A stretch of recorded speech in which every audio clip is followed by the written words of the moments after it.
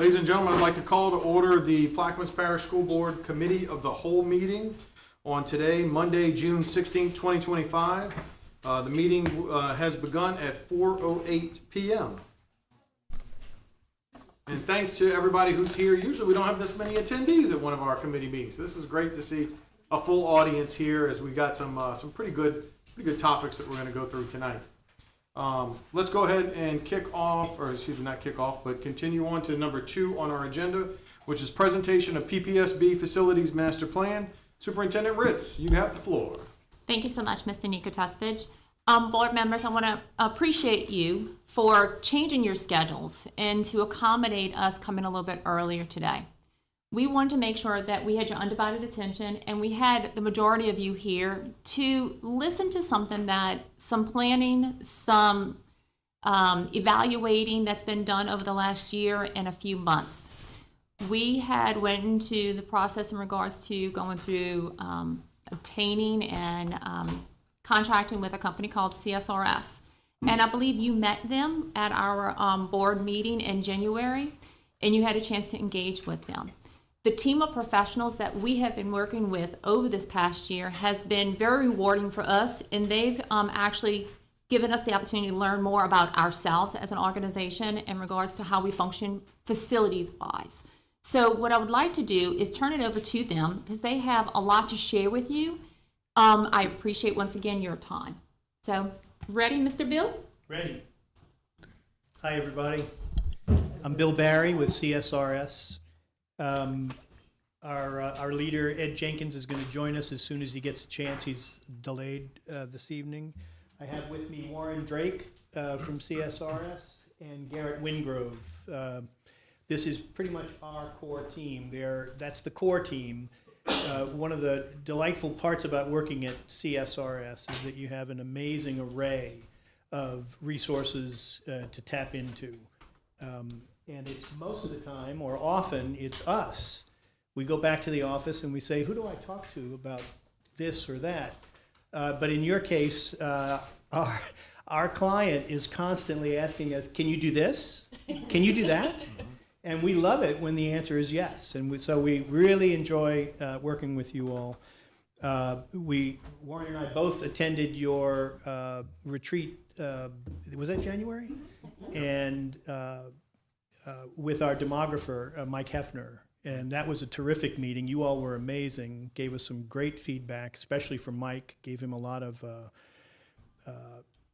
sort of eye-opening, thoughts. What we would like to do tonight is, I don't have my org chart, which I'd love to show you, but you may remember it's quite wide and many. And what we've realized in our work with you is that our org chart keeps growing because we keep being asked, can you do this, can you do that? And we've been very pleased to participate in that. While Ed is our leader, Ed Jenkins, who will join us in just a few minutes. But what I'd like to first do is introduce you or turn it over to Warren Drake. Amongst all of this array of resources we have at CSRS, Warren, when it comes to master planning, especially for K-12, is really a unique differentiator for us. Warren was a teacher, a principal, a superintendent, all of those many times over, and he saw fit to join us and pitch in on some of our work, this particular project being one of them. And so he's been a tremendous asset to us, but also to you, because he speaks your language, he knows what you're going through, and I want to just turn it over to him and let him have a few minutes.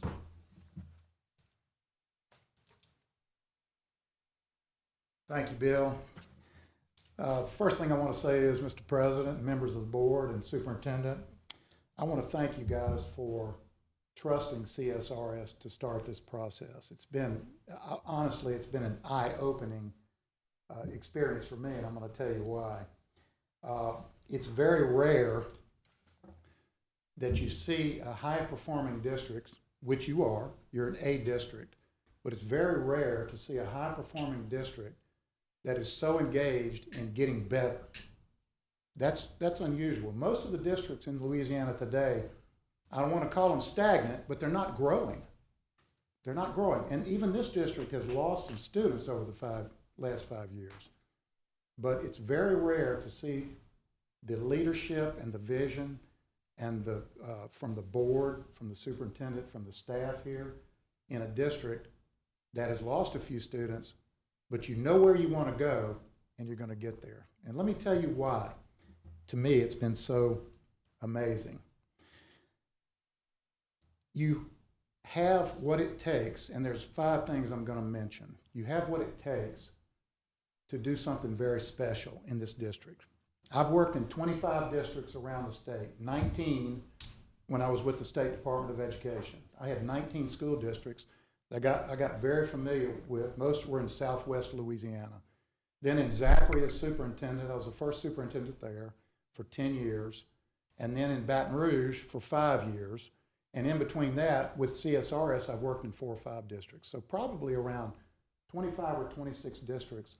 I have close personal relationships with people, but also sort of know what their DNA is. And so here's why it's so amazing. And I'm going to tell you, this is going to sound a little dramatic, but I believe the stars are aligning for Plaquemines Parish right now. And here's why. You have the leadership, okay? When I was at the over in Lake Charles, the retreat, when I was at the retreat and Bill and I were there and other leaders were there, it was obvious that this school board was motivated, ready, willing, and able to do the work, and excited about doing the work. Not everybody has that excitement and enthusiasm in a school district. And then the leadership from the superintendent was obvious. I mean, I'm going to tell you this. When you walk in the door, there is no asking who's in charge. Am I right? And that's the way it's supposed to be, folks. There is no such thing as a democracy in this kind of business, especially when you're a principal. You got to know who's in charge. She's in charge, and we know it very clearly. So you have the leadership in place. Now, those leaders, all of you, have set a vision forward. And the vision is, where are we going? And you know where you're going. You put that vision out there. And look, I'm not a Bible scholar, but I have quoted this before. And let me see if I can find it. Yeah, Proverbs 29 says, without vision, the people perish. And that speaks to leadership. It speaks to direction. It speaks to guidance. And those are the kind of things. So we have the leaders. We have the vision. We know where we're going. But you also have the plan. And and you actually have 2 plans. Excuse me.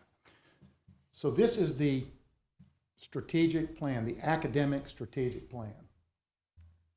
It's a 5-year academic strategic plan which directs the plan, the facilities master plan that we will talk about tonight. So this is the plan along with the facilities master plan. You have the leaders, you have the vision, you have the plan. What do you need left? Well, you need the funding. Do we have any funding? I think we do.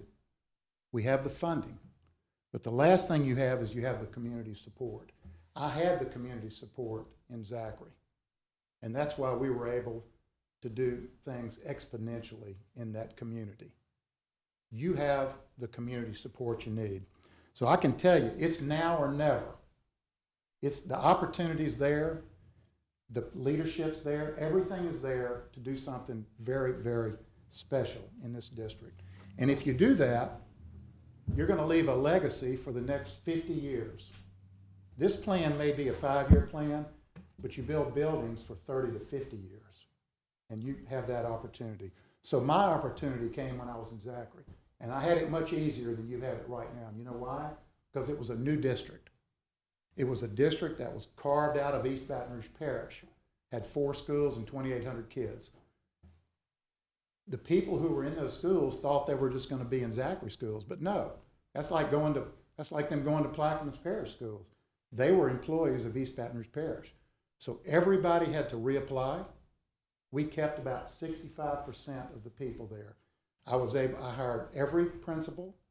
Once the principals were hired, we hired every teacher. How many districts get to do that? Not many.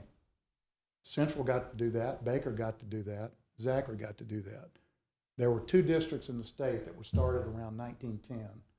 It was Monroe City and Bogalusa. Those 2 school systems were the only independent school systems other than the 64 parishes until Baker and Zachary came in about the same year, and then Central.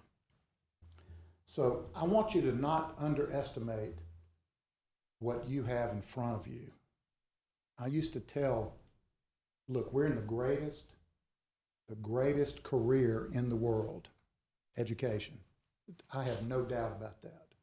You're in the greatest career in the world, and it's not a job, it's a calling. So you're in the greatest calling in the world, and you have an opportunity to do something about it. And we, Garrett and Bill and I, have seen it. We've seen it here, we've talked about it, and every now and then we say, wow, this is a special district.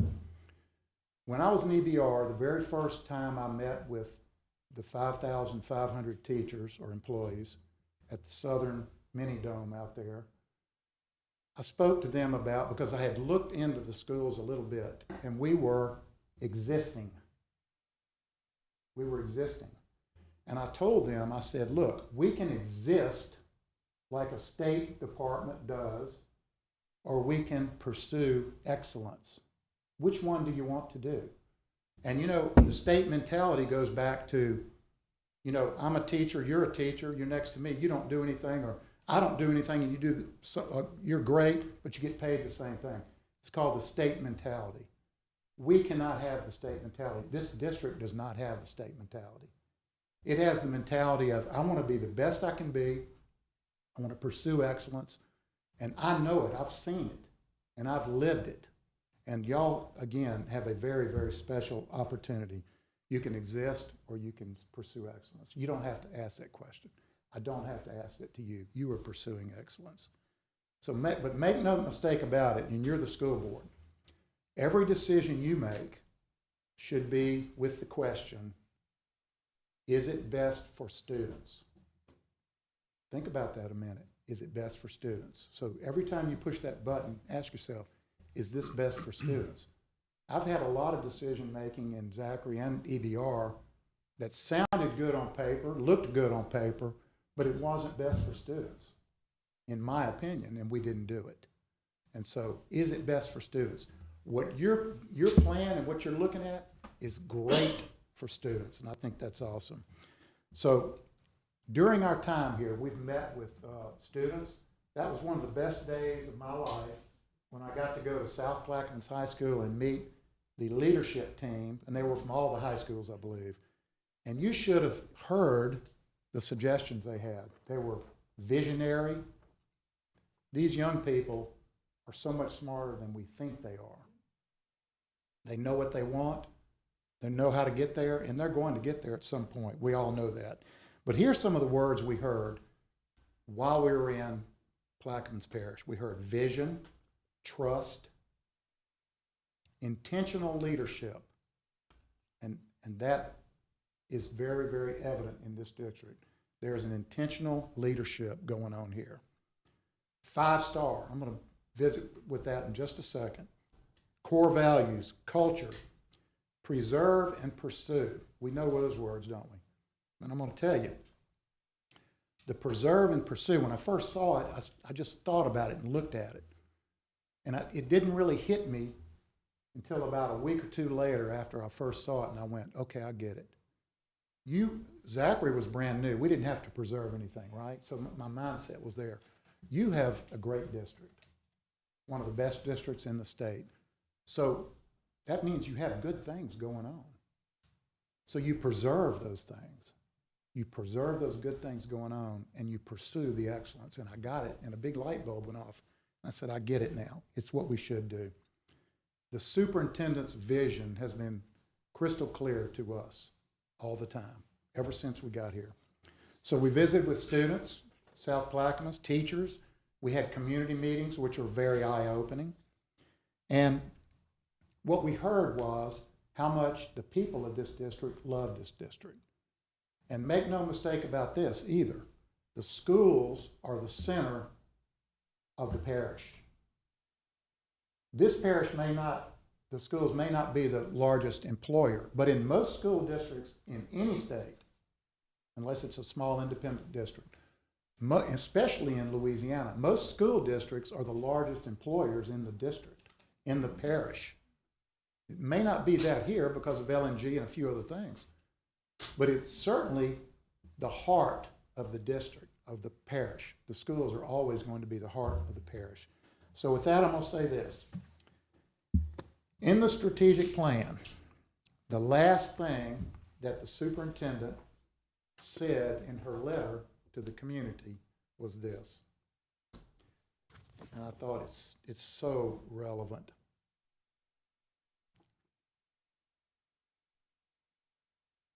Thank you for standing with us. The future begins here. That says a lot. You know, in here you have 5 stars. This district wants to be a 5-star district. I want it to be a model of excellence. You can be a 5-star district. You're on your way to it, and I know you're going to do it. So with that comment from the superintendent in her letter saying the future starts here, I'm going to turn it over to Bill and Garrett, who are going to take you through the facilities master plan, which is modeled after the academic strategic plan. Thank you. Thank you, Mr. White. Thank you, Warren. So what it is that we do and what it is that you have engaged us to do is planning. And as Warren just said, there are all manner of planning. But one of the most encouraging and delightful things for us is when you get a client who's not doing the planning because they have to or because they're obliged to, but because they want to.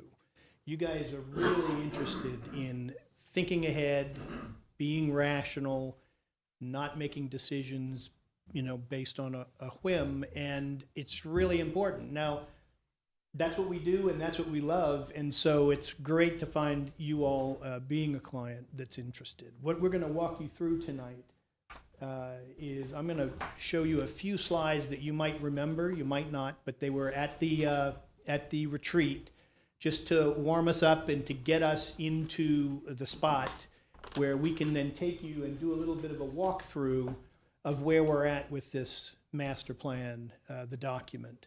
We're giving you a run through tonight, and then I believe it's the 7th or the 8th? The 7th, Monday the 7th, I believe. July 10th, Thursday. Right, the July 10th is the meeting, but we talked about, Yes. we want you to be able to peruse this document in print at your own pace, but we don't want to give it out too soon, if you know what I mean. It's, as soon as it's out there, and but we would like you to have that, and if it's on the 7th, I think, is our current plan, you pick it up, you spend a couple of days with it so that you're ready on the 10th. You will have seen this preview. You'll be happy to, ask us any questions tonight. We're obviously available for questions anytime, and so if on the 7th or the 8th you're reading through that document and you go, this does not make sense, give us a call. And so we look forward to that. Right now, I'd just like to show you a few of these things where this outlines for you the master plan. It's essentially our process in a very simplified form. We do a conditions assessment where we look at all your facilities, both educational and support, and we try to get a feel for the condition. That process is driven by professionals. These are team members that we've asked to join us, some from within the company, some who are independent consultants but work for us.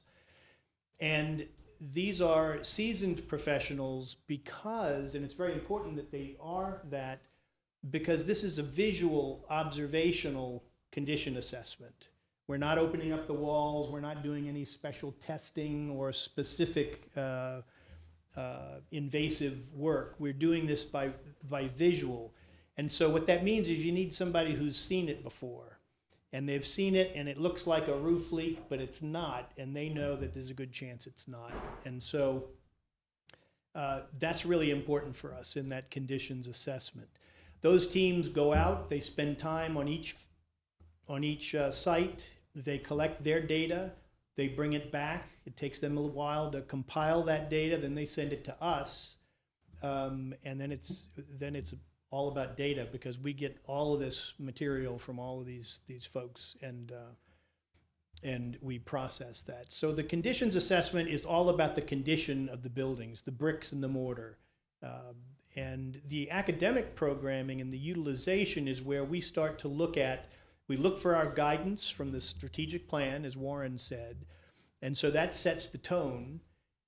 We work, closely with the superintendent and Jamie Blanchard, the CAO, on staying in line with, the academic intentions, the academic vision, and to start to get a sense of not only what is the condition of these buildings, the bricks and mortar, but are they big enough?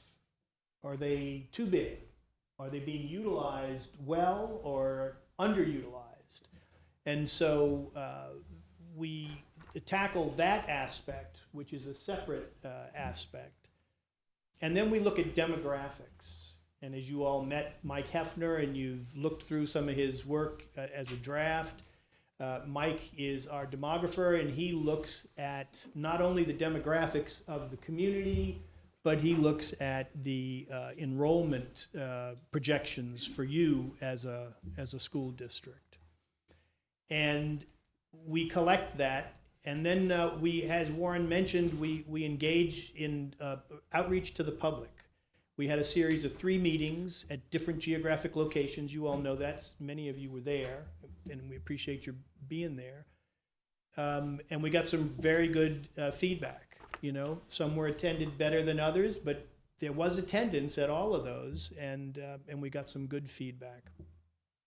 And that process was recorded and organized and compiled by one of our consultants, and that too then shows up in our master plan as an appendix at the back in its full weight, and then it's summarized by us so that you get the gist of it inside of the master plan.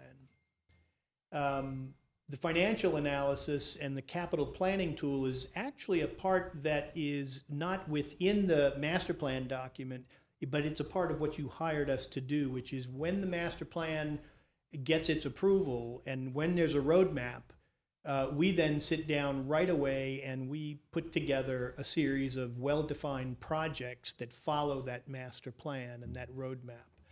And those projects, so for instance, let me give you an example. Roofing, although I think your roofs are in generally pretty good shape for the most part, but roofing is something we all know is very important. And if our condition assessments showed us that we have 3 or 4 roofs that are in really rather urgent need of some work, then there's a good chance as soon as we get the go-ahead on the master plan, we would be trying to create projects to implement that. And some of the things we think about is, well, what's the right way to put that project out? Do we do 4 roof projects, or could we maybe do 1 roof project that handles all 4 roofs? You get a little bit of economy of scale, and so there are pros and cons to that. So that's not saying that's always the way to do it, but that's the kind of thinking we're going to be doing in this capital planning tool. And our capital planning tool takes the findings of the condition assessments, which included dollars, put toward work that needs to be done, and it looks at that. If we could maybe, go forward, because I think we touch on that a little bit. This is all about, this is the data coming in. That's the outlook, where you look ahead quite a few years and you spread this out, because our consultants are looking at your facility and they're saying, and this is just an example, but or a mock-up, if you will, but they're saying that a certain piece of work needs to happen in 3 years' time, or one of them can wait for 10 years' time. And that sort of spreads out. And this is where we would, after the master plan, we sit down with this tool and with Clint in facilities and Ronald operations to work on that with the real numbers and sort of start to line them up and, or not line them up. Actually, what happens is they occasionally do line up, where you've got 6 roofs and 3 air conditioning systems that all have to be theoretically replaced in the same year. And our job is to sit with Clint and help you all sort of say, well, maybe this one can wait, this one can go early, and you start to spread out that peak. If you could go back to the first slide where I can just, and then there's the system-wide planning, and that's the conclusion, that's the master planning chapter of our master plan, where we take all of this data that's come in from conditions assessment, from academics, demographics, the community feedback, and we bring all of that together and we do some analysis and some synthesis. And now what we're here to share with you tonight is after we give you a brief look at the document as it's developed, we'll get to the end of that document where our recommendations are, and we can spend a few minutes discussing that. If I could, can I interrupt before I keep going and introduce Ed Jenkins, who is our leader. And we always look to Ed for the guidance. Ed, I did not do much in the beginning. I really, you want to take a minute? Would you? I'll come at the end. At the end, okay. All right, no, that sounds good. So, all right, Garrett, let's just one by one remind everybody about the few of these. And so we touched on the approach when I was with you all at the retreat, and the one I'd like to just emphasize on this slide is the Facilities Condition Index. It's an important tool for us, and it's where we collect the numbers and the dollars that are going to be the costs to get any given facility that needs help and needs work to get it up to a good, perfect working order. That's the cost to repair it and to get it up to speed. There's a cost to replace it, a theoretical cost, but it's a cost to replace it. And we compare those two so that for each one of these facilities, we're able to help you look at here's what our team is telling us that we need to do, and here's approximately what it's going to cost, and here's how it compares to the cost of replacing that building. And it gives you just a general sense. It's a nice tool to help you get a feel for how, we're getting closer and closer to that cost to replace at some point. For some people it's 60%, for some people it's 50%, for some people they'll take it to 70%. It's not a magic black and white number. It's really just a guide, but it's a very helpful thing to see that comparison. And then that shows you where we started, which was with data from you all on the buildings. That spreadsheet has grown as we've collected additional data. And the next one shows you, this is just mentioning the Uniformat system. I'm not sure that's something you all are familiar with, but it's a way that it's a very meticulous system that helps us make sure we categorize everything in a way that's precise enough to keep track of it as numbers, because that's really what's helpful to us, is to be able to track things in a consistent way. Thanks, Garrett. One more. And then it's all about life expectancy, and life expectancy for various building components varies. Anything from a 10-year for one type of roof to a glass curtain wall, which you don't have much of, is 30 years. But these are all industry standards, and those help drive when I showed you that spreadsheet of the years going out, that helps us know if a system is 5 years in and it's a 10-year expected life, then it's got 5 years left. It's not always just that simple, but that's where we start. And then, the data that comes in from the site. So let's go ahead and jump in and give you a. And so this is the beginning. This is we're going to page through our document. We're not going to go every single page by page. Would keep you all night. But we are going to try to go and make sure we're touching on each chapter. And if you could take us to the table of contents, because that's a really good. So the green are the main chapters, and about the fifth one down is the facility condition assessment. And we'll look at some of the data there that tells us about the process. And but every one of those properties that we looked at are listed there in gray, and we are not going to drag you through every single one. We are going to show you an example of that so you can see the way the document works. And then we'll jump down, touch on demographics and the other green chapters until we get to the master plan, because that's really where we want to get to tonight, is to get to that list of recommendations and have some discussion. And speaking of discussion, if you got a question, don't hesitate to interrupt. That's up to you. You can hold on to them, or you can raise your hand or throw something at me. All right. So there'll always be an executive summary. It's going to be looking to take the shortest amount of words and actually compress this entire process. It's one of the most difficult things to write.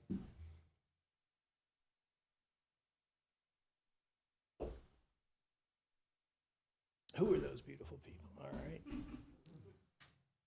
So this does kind of go back to what Warren was talking about, but this is critical. Planning is what we do, and now planning is what you do. And you've done this strategic plan, and that was essential because that feeds us, especially the academic vision, for our master planning. And after the master planning is done, and when it's acceptable, and when you approve it, that's when the capital planning kicks in. And so we're on a path and heading in a good way toward that capital planning to get some of the results really visible and underway. And so the process, this is not unlike the first slide, but we go 1, 2, 3, 4, 5, and everything, like I said, the conditions assessment, the demographics, right to the actual planning, and the analysis.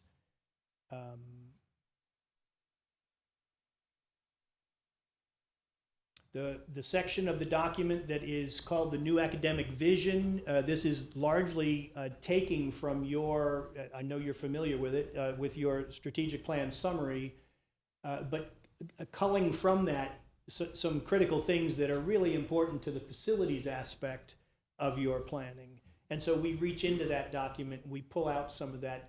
Now, there are going to be some people who read the master plan who aren't reading the strategic plan, and so this will be a good touch for them, a touch base for them. It gets into the 5 stars briefly.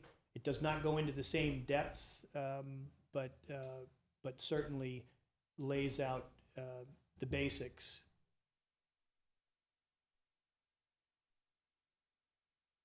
And then you get to the monster, which, from a data point of view, this is the monster because it's just a lot of information. But the facilities condition assessment, it's the second, in that line of steps that we take. We are evaluating all building systems. We've got different consultants, as I said, for various sections, and all of them seasoned so that, again, it's a visual assessment. And when you're depending on your site, to guide you, then you've got to have the experience behind that to interpret it. This just gives you, a quick view of, and others who might read your master plan, a quick view of what you know good and well, and that is the challenge of this district. One of its challenges is its geographic configuration and the travel and the length that you go, to get from one facility to the other. And then as a facility conditions index, if we were to use, a conditions assessment, if this section, a chapter like this will be present for each and every facility. Some introductory information on this page. A nice view, a view from above, identifying the buildings by name and by letter. Now this is also helpful to you because if you read our chapter and it's a school of your, that you have great interest in, you can actually reach back to the appendix that our consultants each submitted and utilize these same letter designations and same building names to go through and be oriented in their document. So you hopefully will not get lost, and for those who are interested in that level of detail, it's there for you. A series of photos in each small section, building by building. We've taken a whole lot more photos than we publish, but all of our photos are available, as are all of the photos of our consultants. But they do show you some of the conditions we run up against, and then this begins to summarize some of the key findings that we'll have, again, in each of the facilities. The demographic study, what can I say? This was great work done by Mike Hefner. You saw his draft. There's a few tweaks and a few changes, largely because of your feedback and your information that was very helpful to him. Once again, we have a detailed package that he submits to us that we put in at the back as an appendix. So it's as he submitted it, you get to see it. But what we do is we try to cull from that the gist of what his findings were and illustrate those in this brief version of what he submitted. Our findings, so if I were to step back to the conditions assessment, our findings have generally been that there's a lot of work to be done, but there are areas where that work is really concentrated, and there are a few facilities that you're going to see in a few minutes when we get to the planning and the analysis section that really stand out. In the demographics, one of the bottom line of this was that, unlike some districts, demographics do not appear to be driving the master planning and the situation here. The demographics are important. They're good to have. It's great context. And as you'll see as we go through a few more pages, and when you page through this at your own leisure, and you study Mike's details, you'll see that while there's some fluctuation and there's some anticipated, a dip in enrollment, it's not a big dip, and it's actually on the rise a little bit. And so it's something that in your planning, it's good to know, because you should be planning on slightly elevated enrollment coming down the pike. And then this is a very, this map here is worth dwelling on, and you will see it again when we get to our master planning analysis section, because it's such an important part. Not only is this geographically, you have challenges of distance, but there's the flood zones and the ability, to build in certain areas, and the challenges to build in so many other areas. That green area, it's I don't want to overly simplify it, but you all know that green area really does represent the areas where you can, and with good reason, can build and should build. For people who are, and you have facilities, of course, all the way down the river, and so we're here to help with the planning of the obligation to maintain those facilities. It's so important that we all remember of that challenge, and as we look to the future, and what are we going to be doing, and where are we going to be doing it? That's very important to consider, where the flood protection is and where it isn't, and where, Lord knows where FEMA will be in the future, but let's hope they're still there, or the state in their stead, that there is that assistance, but that assistance, as we all know, comes with criteria, and anything down below that flood protection is not an easy area to get support for.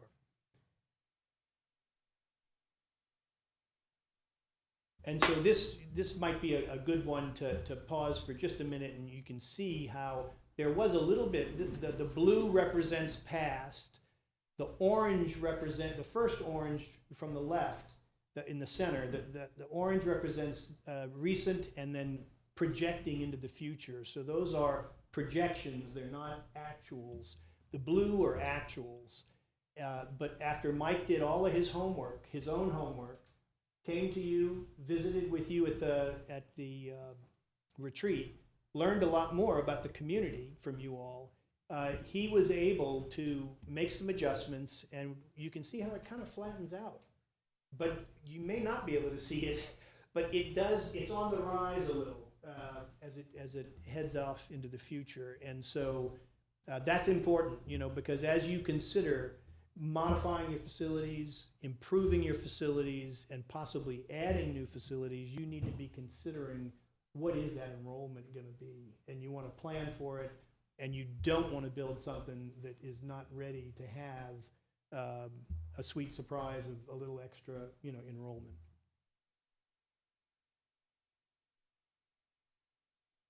And so back up just for a second, Garrett, because this represents a similar last sheet for each of our chapters, and you will see as we try to pull together what you saw in that chapter and what our key findings and what our observations are.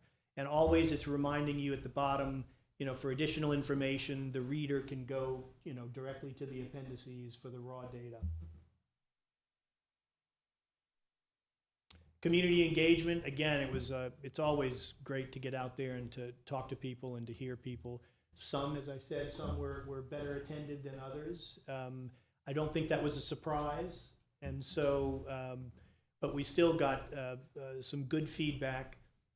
We had one of our consultants who participated in that process, collected that information, processed it, and presented us with a report. That report's as an appendix, and this we'll just quickly go through a couple of examples in the document of how we capture that and illustrate that in our master plan. Garrett, I can't read them from here, but do you happen to, if you could read them from there, but that is an interesting chart. Yes, this chart basically summarizes how the community feedback and responses were grouped by category. You see a list ranging from academics down to wellness, and each of those major categories is broken up into existing challenges, existing opportunities, and future opportunities. And so you can kind of see them broken down, and then as we continue, each school had certain trends that corresponded with feedback that was collected. And so this is listening, right? This is not conclusions. This isn't, establishing any criteria. This is just listening to the community and processing that information in a nice and very organized way. And then this is the fun part, right? So you've got all the data. You've looked at it. You're still looking at it. And you get to that last arrow, which is where we begin to analyze that and think about what does it mean and where are we focused and what are we seeing, what are we hearing, and what do we think? Because our job here is to come in a little bit from the outside. You all are very close to this, right? And you're close to these schools, you're close to the process, you're close to the parish. And one of the things that we can bring is that little bit of independence coming from the outside. Now, we believe this is really your master plan, and we're here to help, help you do it. But in the end, the recommendations are our recommendations to you, to consider. And so, Garrett, I don't know if in the process if there's anything we want to touch on as far as analysis. This kind of recaps the phases of from each phase and the purpose behind them. Kind of go into the major challenges and opportunities here. The main challenge really deciding where to invest in the future is the theme. Yeah, here's a list of other challenges. That list might continue to grow.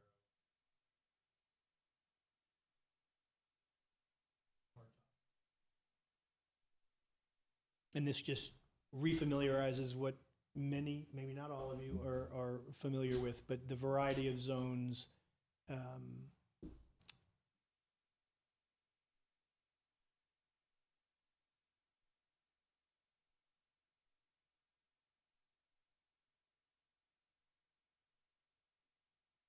And this, again, for our purposes now, it's less about demographics. It's a very similar map, but it's helping us to get a feel, for, as Garrett says, looking ahead to the future. We've got certain conditions in certain buildings that really need some attention.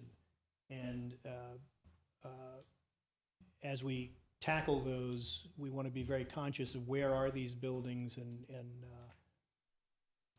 there may be special conditions that need to be considered. Okay.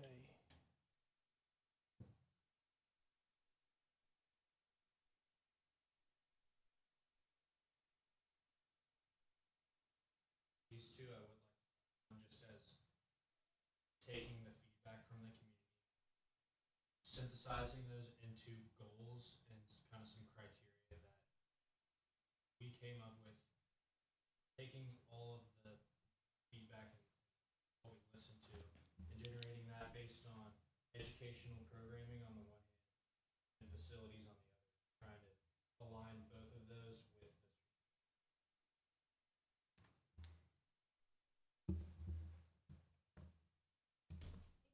Eric, could you go back and read the last two slides? Read the first one and the second one? Those two. That's what Do you want me to run through the goals? Yes, could you please? So for arts and extracurriculars, this page is for educational programs. So having comprehensive art programs, that's both visual and performing arts, along with all art. Equal access to sports, clubs, extracurriculars, health, wellness, health clinics in schools was a big one. Mental health and SEL programs. Career and technical education has been, there's definitely an increased demand for that. We're seeing that in a lot of districts. There's some great opportunities for growth to CTE. Academic rigor and readiness. So AP, CLEP, and dual enrollment, early readiness and testing to kind of gauge students earlier on what their trajectory, paths that they might want to take, getting to see that earlier on. And then teacher support. I think part of the teacher support is development and recruitment, but also incentivizing them to come and stay here. And part of that's housing, part of that's their travel time, travel distance to campus, but just finding ways to really attract passionate teachers, staff. And then on this slide, this is the facilities page. And so replacing outdated, can you all hear me better? There we go. Replacing outdated facilities.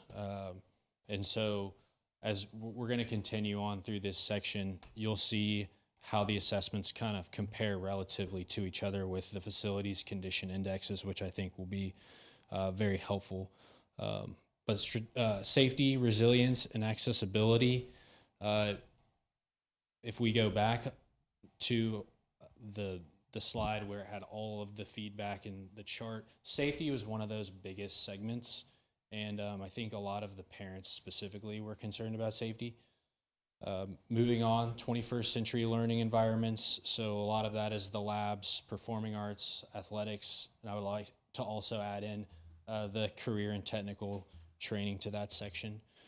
Multi-use community spaces, finding ways to maximize the facilities and the spaces that you have, I think is part of the strategy as well. And then real estate, investing in land that is not in the flood zone, that you can keep and maintain easily over time, and that holds value. And so for each campus and facility, we will continue on with the FCI, the Facilities Condition Index, and the Program Index. And so And that's where we we do, as I said earlier, we try to compare and give a sense of where is this facility on its path, as far as its useful life, what kind of help does it need? That's a very sort of objective number. But if you were to compare that to what would it cost to replace a facility of the same size, you start to get a sense of, okay, at what point, do we start to think carefully about investing any further? And each facility is different. And as I said earlier, that's not a black and white. It's not a at this number you do certain thing. It does give you a good sense of where that building is and its on its life path. And so one more, Garrett, just to say that those numbers, while some people consider those numbers to represent good, fair, and poor, other institutions use that scale in a different way. But generally, it's going from good to poor. And I would say in the most case, once we get above 50%, our eyes are open. We're kind of saying, okay. And once it gets to 60%, you're starting to say, oh, okay. But as it gets higher, you do want to start asking yourself, wait a minute, if I'm about to spend 65, 70% of the value of that building as a new facility, it gives you a little pause, and that's all it's meant to do. It's not, like I said, it's not a black and white precise thing. It is precise in that it's driven by precise numbers, but it's not meant to be it's a general sense. Sorry, Garrett, go ahead. And so here we are showing you now a nice summary. These are all facilities. On the left, in the green, are all of the facilities in rank order from the lowest FCI, which would be a building that, to get it up in really good condition, it does not take much, down to the bottom of the list, which would be that which takes, a lot more. The two orange is just the very same buildings, but separated in schools above or instructional above and support below. So the two columns, left and right, are the very same data, just organized differently. The real challenge here is down at the bottom of that green list. You can see that the high school in Belle Chase is actually breaching the 100% mark. There's no uncertain message there. That's not a hesitancy to say, let's think about this. I think that warrants an important decision. I would say same for middle school for sure, and then you kind of work your way up the list to start to. So again, it's a ranking tool, but we do find it very helpful, especially when it's this is a sort of between the eyes message here. This is not like a little bit further up the list. You can start to ask yourself, well, what does that percentage mean? Is it that critical or negative? All right, thanks. This just gives you a glimpse of the program index, where we'll be filling in the utilization of these buildings. We provide a color diagram just to show you the different types of spaces. The real focus here is primarily on classroom spaces, instructional spaces, and some assembly spaces, because you've got cafeterias that are truly overloaded, and that needs to be represented. And so, in a way, similar to the facilities condition index, where it's comparing two numbers, the program index really just seeks to find how utilized is this facility, and if it's overutilized, then what does it need, to relieve the pressure?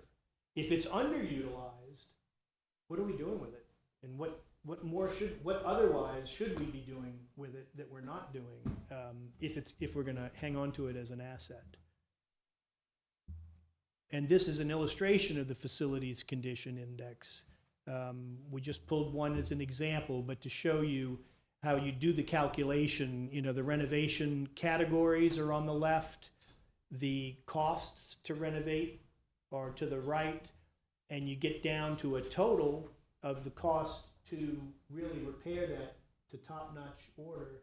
And then you just drop down in that second zone right above the red is where we say, if this were new construction for the full size of the building at what we consider to be a fair value of $400 a square foot right now, that gives you those figures to compare. And that's how you calculate the FCI.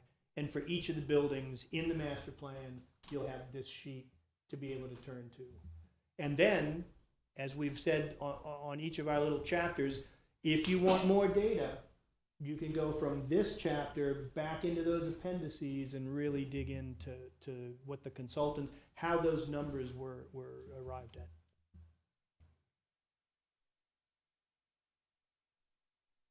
And here we're going to now take a look at our master plan recommendations, if you would. To the Word document, if you would. And we have about 14, and maybe I could, if you could just expand it a little bit so I can read it. Thank you. I'm feeling old. Okay. So, the first one out of the box is what you would expect us to say, and that is we want you to, we recommend that you prioritize all of that work that needs to be done. You can't possibly do it all at once. You need to spread it out, and we look forward to publishing something for you, but we also would like the opportunity to maybe continue to work with Clint and with Ronald on maintaining that as a very logical, sort of outlook. But so what we're saying is prioritize that work and tackle it. And tackle it every year at a time, and each time you sit down and do your capital planning for the year, you're looking ahead probably 3. You've got a big 20-year sheet there, but you're really working to get the things that are really necessary in that first 3 or so years, and that's where you're going to focus that energy. The fire alarm systems we found. While they vary both in manufacturer but also in condition and in functionality. But generally, it's an area where there needs to be some real attention. And with Clint's help, we dove into some of his challenges with managing and the maintenance of these facilities and keeping up with them, with not the facilities, forgive me, the fire alarm system in the facilities, where he may have a variety of different manufacturers, a variety of age of systems that are now obsolete, he can't get parts for. And so what we're recommending is a pretty high priority for you, we hope, is to establish a district-wide standard. Okay, so that you will have compatibility across your schools. And the way we do that is not all at once. We pick the first 3 or so, and we have some candidates up there, Belle Chase Elementary, Woodland Office, right here, Warehouse Receiving, and Belle Chase Office. Those were suggestions. They're not cast in stone. What we're really recommending here is that movement happen on this subject, and that we tackle it. And we get 3 to 5 of those facilities. We bundle them into a fire protection contract. You solicit and purchase under competition a top-notch system, and that sets your standard. Now your standard's in place, and with public bidding, as most of you know, you're usually obliged to consider more than one, 3 or more. With a fire alarm system, if you have an existing standard and an existing system in place and operational that you need to be compatible with, there's some latitude. You can begin to put out a bid document that says, let's say you're doing a renovation of one of the buildings and you want to do the fire alarm system. Well, in that section of your specifications, you're able to say, heads up to the bidders, this is a proprietary spec. This fire system is in order to be compatible with our existing system, therefore, and that's all, appropriate and can be done. And so setting up that standard is key. The career, the CTE is an important, program that's really expanding, and the space is just not there. The spaces that are being used right now are too small, the classrooms, and you've got a wonderful, current partner in Nunez. I think there's potential for other partners, but right now that's a great partnership, and that's an area where we're saying, sounds great to us, and we're here at the ready, but at the moment, the specific improvements that would come here under this recommendation are in your hands because of your partnership with Nunez and with the things you all are, thinking about right now. So we don't necessarily have a specific thing there. South Plaquemine High, if you'd scroll all the way up, we have several pieces here. First, very straightforward, but an ag facility doesn't have to be big, complex, but it is a facility that's really needed to support that curriculum. A medical clinic, as Garrett said, that was not only from the public engagement, but that we're hearing clearly from you all. That these are communities. Some of these communities, the school is a really great place, to have a very modest size little clinic. And so a clinic there. At South Plaque High, we're recommending the purchase of land so that you can get your own baseball and softball fields. We'd need to look for something in proximity so that it's not too far away. And we'd want to build, the requisite locker rooms, lavatories, and concessions.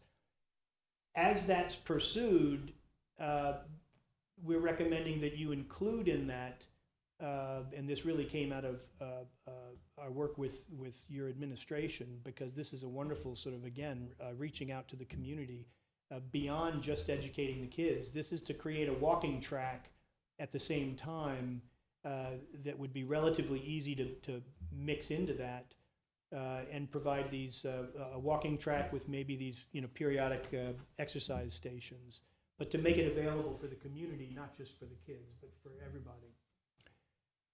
And then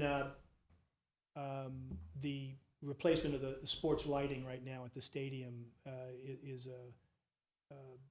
a desirable and would be a timely thing there.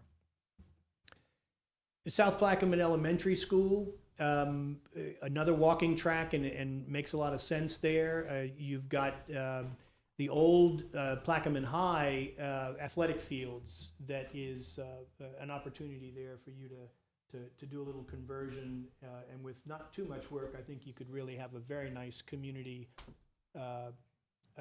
track. And in this case, it might make sense to have a playground, as a part of that. And so again, it's the school being that community place, not just a place of education. Just a quick note, Bill, can you change that from South Plaquemine High to Port Sulphur High School for accuracy? We can. So, yeah, because it was, I don't think it was ever South Plaquemine's High at that site, correct? Port Sulphur? It was for a little while? Okay. Add an S to the flag. Uh-oh. Thank you. Look at that. Oh, really? The baseball sign, the softball field. I'm sorry, my Port Sulphur roots are showing. I apologize. But you're correct, it's the same area. That was 2 schools ago.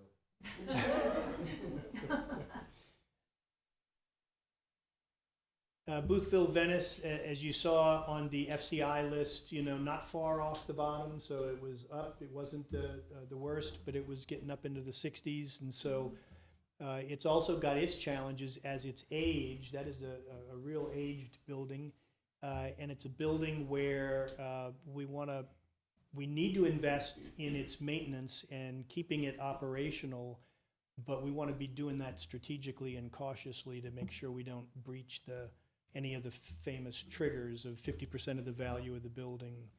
And it could be easy right now if I were to just look at our conditions assessment and take those numbers at face value and say, go do it, we would probably, breach that amount. So we would need to think carefully as to what are the things we're going to do there. At Phoenix High, medical clinic. Again, those medical clinics that we're talking about are modest, but they're built and we put them where you want them so that, again, they are strategically located on the site so that they're accessible without getting into security, so to speak. And so it's as much a tremendous help for the kids, but also for the community. And then a track and field. So at Phoenix, what we're proposing is that we install a track. This is not a walking track. This is for true track and field, which is missing, and with all the equipment that would go with it. And then now we get to again the facility condition index and the clear message we're hearing from all of our consultants as far as the condition as well as the program inadequacies of Belle Chase High. And so to replace that high school, given its age, deterioration, insufficient classroom sizes, and the site is of limited size. And so if you said, okay, let's replace that high school and you want to do it right there, I think we'd have a tough time, with the space that we have available to us on the site. And so the challenge this raises is, it says, okay, can we find a site for a new high school? Building on that new site would do a couple of things, right? Number one, we would find size. We would need to find size that we need. But if you can build on that site, then you can build, and when you're done and it's ready, those operations, those kids, they just move once. If you're trying to build on the same site, which you sometimes have to do, you've got to find swing space. Kids have to go some temporary other place for school. They're very disruptive. And the beauty of this, if we can find a site to do that on, is to replace that high school nearby but elsewhere, and then make that move just once. And it's relatively seamless. It's still a move, it's still a disruption, but it's not nearly the disruption that it might be. Very similar comments and recommendations for the middle school. Again, it's deterioration, it's insufficiencies. Now here, the site, it's more about location, okay? To build on that site, we're building outside of flood protection. And so that's just an important question to ask. It is a site, that maybe that needs to, be vetted and considered. But right now, from our perspective, at the master planning level, we're saying this really warrants its own site also within flood protection, so that you're paying a reasonable amount of money to educate the kids in that building and not spending an arm and a leg to comply with all of what you have to comply with. And then it's just a difficult to use building anyway,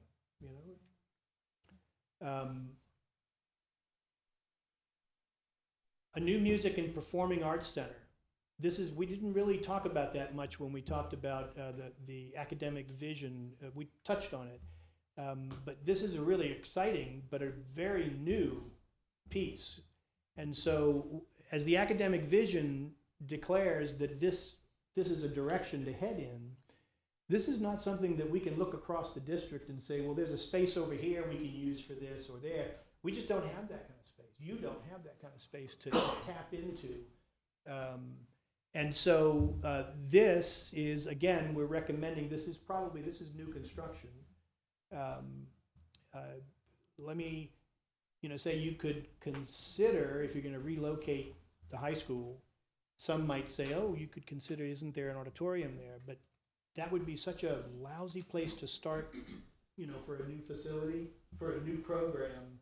It would be a real challenging place to start with that facility and to try to upgrade it. And so we're recommending that to support that vision, you need a new facility to do this. And once again, economy of scale. Go down a little bit further, because with those 3 new facilities, we're adding a recommendation here that you consider combining all 3 of those. That's a big chunk, okay? But if we can find a site that would support that, and we could do that, there's a tremendous economy of scale. You would have a single designer, you would have a single site, you would have a high school, you would have a middle school. You can keep them separate. You don't have to, build them in. I know you all have that in some of your facilities, but you can build them separate, and you can have that performing arts center. And when you think about it, where in this district where distance is a challenge, if that performing arts center as the new player and the new bit of curriculum is on the site with high school and the middle school, you've got the majority of the kids accessing that new music and performing arts center without having to get in a bus. Others will have to, I understand, but my point is that would be a very concentrated and a very positive. And it also, the performing arts, depending on how it's designed, it can also generate funding from the community to be given, like to generate new funding.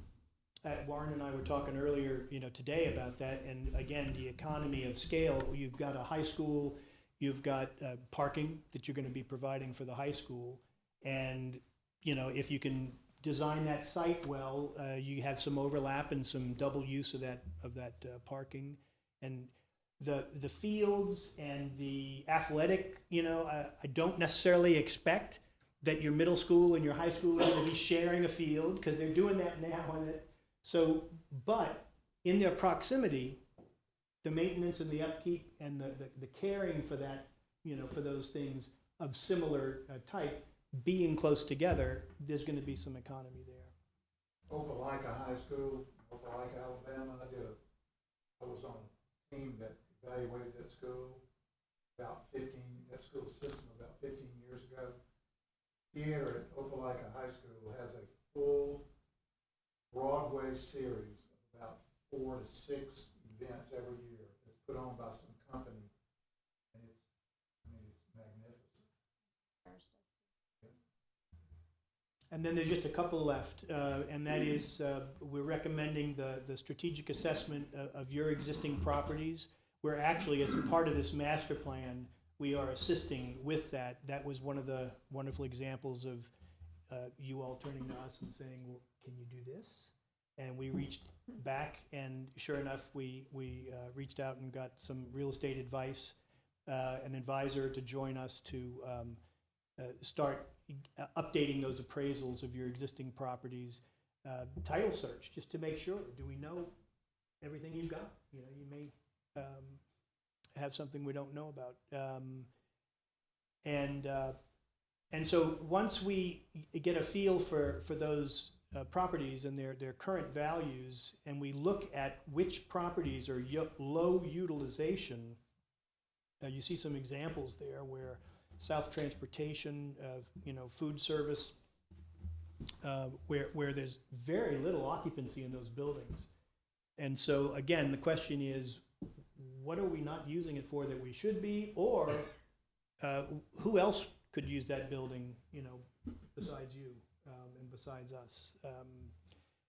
The redevelopment of the current Bell Chase high school site is a very interesting, question.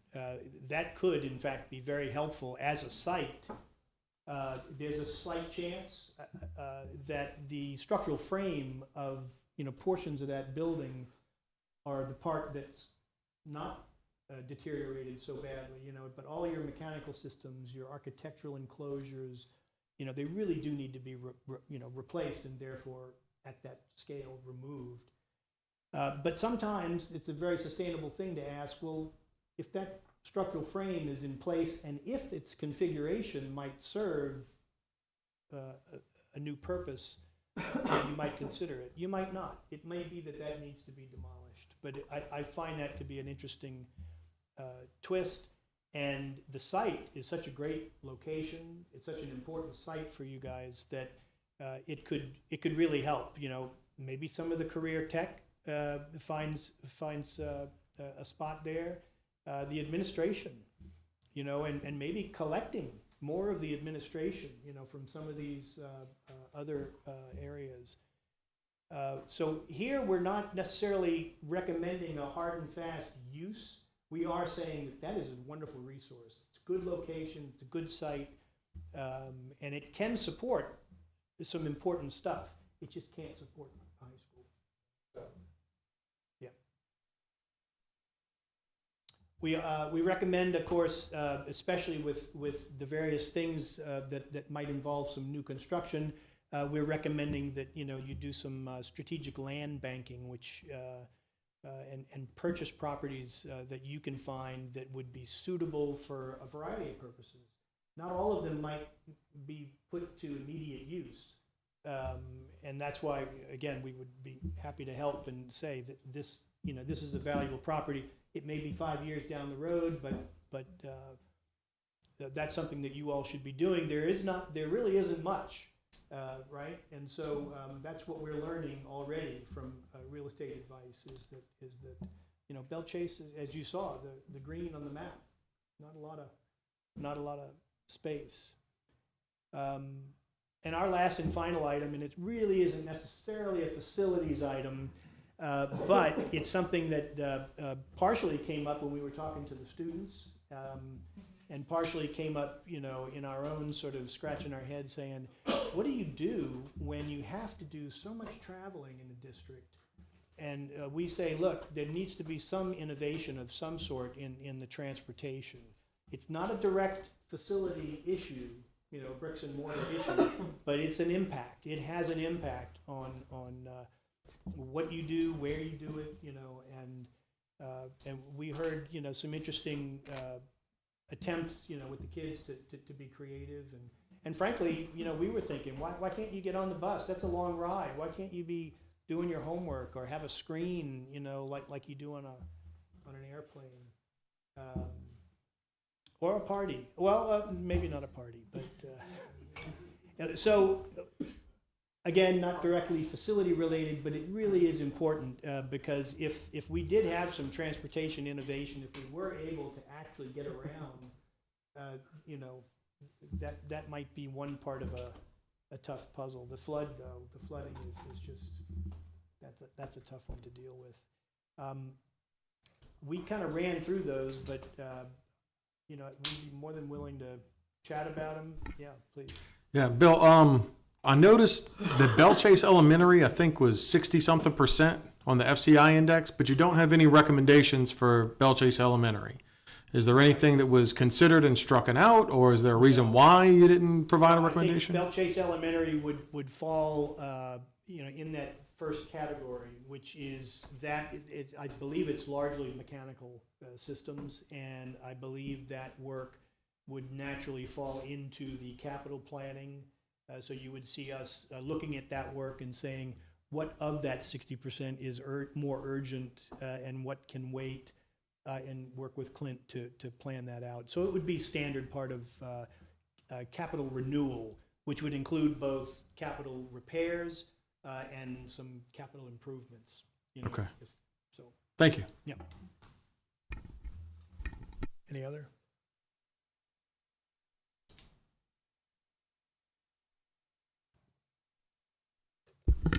I want to thank you for going through this. The biggest thing that stuck in my head was the quote that said, plan with, not for the community.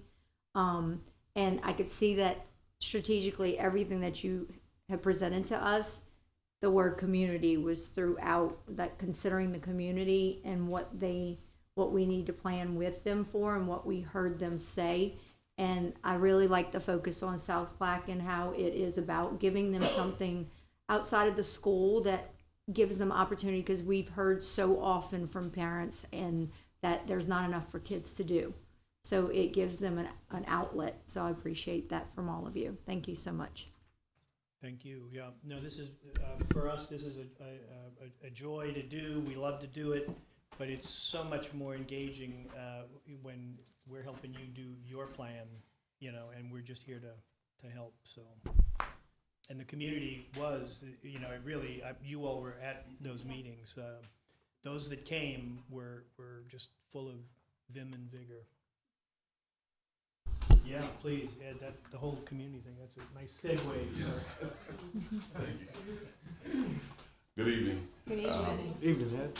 I wanted to follow up the thank you to us to say thank you to you all for giving us this opportunity. When the solicitation first came out for master planning, we had heard the whispers about Plaquemines Parish School Board and what was happening down here, and I know you all don't hear what's being said by your frenemies, I'm going to call them, out there in the Louisiana school systems.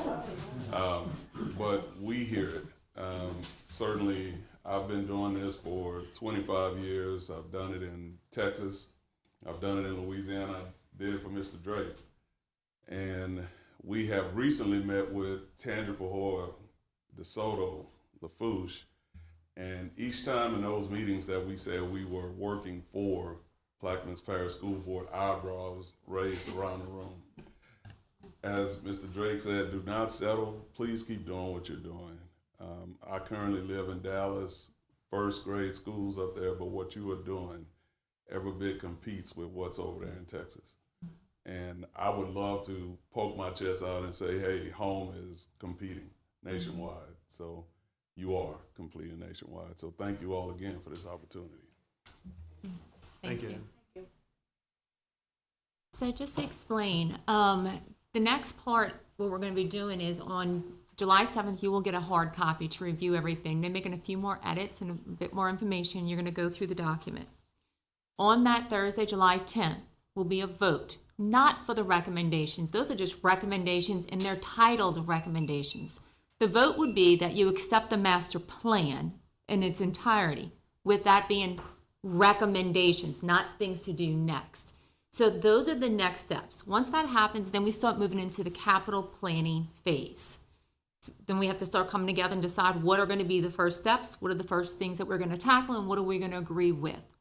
My suggestion is, though, over this past year, a lot of conversation has happened in regard to listening to people because of the community conversations, also hearing each other talk and so forth.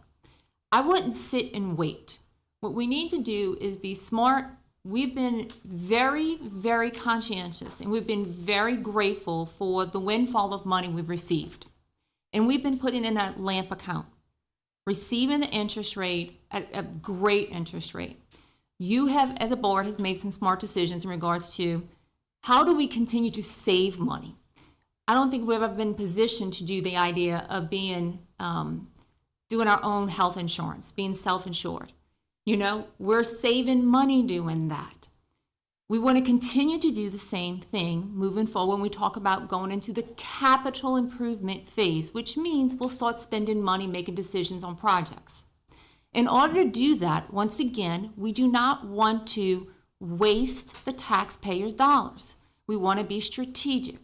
So I'm going to invite Ms. Phelan to come on up and to talk and explain about the next idea that we want to bring to you with regards to, we just don't want to spend money. We want to be smart and make money on our money while we do these capital improvements.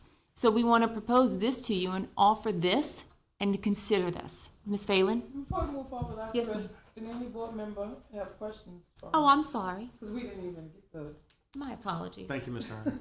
I was just about to get to that. And I was going to say, is Ms. Phelan's presentation part of item number 3 on the agenda? Yes. Yes. Then let's finish with number 2. So thank you, Ms. Turner. Board members, questions?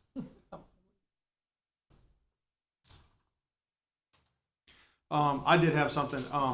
Unfortunately, due to things I have going on for work, I have to go out of town immediately before that July 10th school board meeting. And I'm going to be back to back while I'm out of town. Is there any chance I could get the master plan before that to take a look at it before I leave town on July 6th?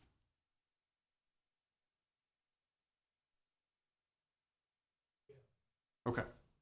So if possible before 4th of July, that way I've maybe got time that day if I'm not doing family stuff to review and get looking. It's a jam-packed weekend, but, I mean, if I'm not, because otherwise I'm not gonna get it in hand until July 9th, and I don't feel that's enough time to really take a look at it in order to make a vote Part on of it. our timing has to do with how many we're having the printer produce, so for one, Electronic copy's fine, too. Okay, thank you. And I just wanted to touch on one thing. You talked about flood areas and things of that nature. Just keep in mind that we still have community members that live in that area that will not leave for, hell or high waters. I'm just gonna say that because I'm one of those members.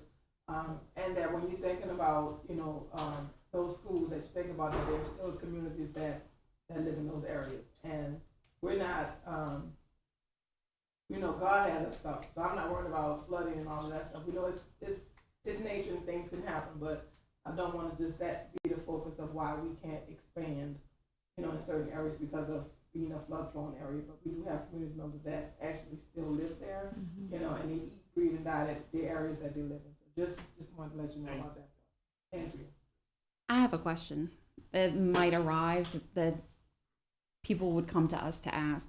So considering the poor scores of facilities condition index and how much deterioration has been found by y'all, are the schools safe for the kids to be in right now? Yeah, if any of our consultants in their walkthrough were to see something that's unsafe or needs urgent attention, we would have heard from it. We would have heard it right away. We would have passed it on to Clint. So there are things that have a sense of urgency to get done, but not in that sense, no. Thank you. Yeah, great question, because 100% was a punch to the gut, seeing over 100. 105.95. Yeah. And I think a lot of what we're looking at there is age. There's not a lot you can do in some of those conditions, right? Oops, sorry. Anything else, board members? Administration? Anything from the audience? All right. Well, thanks, everybody. Thank y'all, CSRS, for a great presentation. I'm looking forward to diving into it and sinking my teeth in, because it's a lot of information. It's very apparent you guys did a lot of work, a lot of great work. And, the community engagement's been amazing. The demographics study has been amazing. And I mean, we've seen y'all repeatedly since January. So thank y'all for all that. Thank you. All right, now let's move on to item number 3, which is discussion and/or action to approval of bond financing for the facilities master plan. Catherine Phelan, CFO, and Les Bressler, Managing Director, Public Finance, Debt Investment Banking, Raymond James and Associates, Inc. Good evening. Excuse me, Mr. Tesvich. It's Lee Bressler. There's a typo in the Sorry, agenda. Lee, Yes. So going back to Dr. Ritz's comments, it's no secret that we have been blessed with the Venture Global sales tax dollars. But how can we leverage this for an even more advantageous position? The facilities master plan that you just saw is strategic, and we need to be strategic with our money. So the question is, how do we strategically implement all of this without raising taxes, but also securing our future for years to come? And I'd just like to repeat, this is no increase to the taxpayers of Plaquemines Parish in any way, shape, or form. Debt can be a bad thing, but not always. And here's why. Because you're using other people's money. And if you're strategic with your debt, it can leverage that advantageous position. We have with us tonight Mr. Lee Bresler with Raymond James, who has almost 43 years in public financing. With that said, I'll turn it over to Mr. Bresler. Thank you very much for inviting me here, and I know it's been a great presentation that you just heard, and that kind of laid the groundwork for what you all need to do. You all have some very important decisions to make. But Catherine asked me just to spend a couple of minutes talking about me and my firm, and then talking about the ideas that we're pursuing right now to meet the criteria that she mentioned. If you quickly flip through the book here, most of you all are probably familiar with Raymond James. People say, well, isn't that where the Tampa Bay Bucks play their football games in Raymond James Stadium? Or I was just watching the French Open, and weren't you all a big corporate sponsor? Well, we actually do things other than that. We're a very large municipal bond underwriter, and we're ranked 8th in the country last year, along with a lot of the major Wall Street firms. And actually, if you look on the K through 12 ranking, we were actually ranked number 1 in K through 12 financings on a national basis in 2024.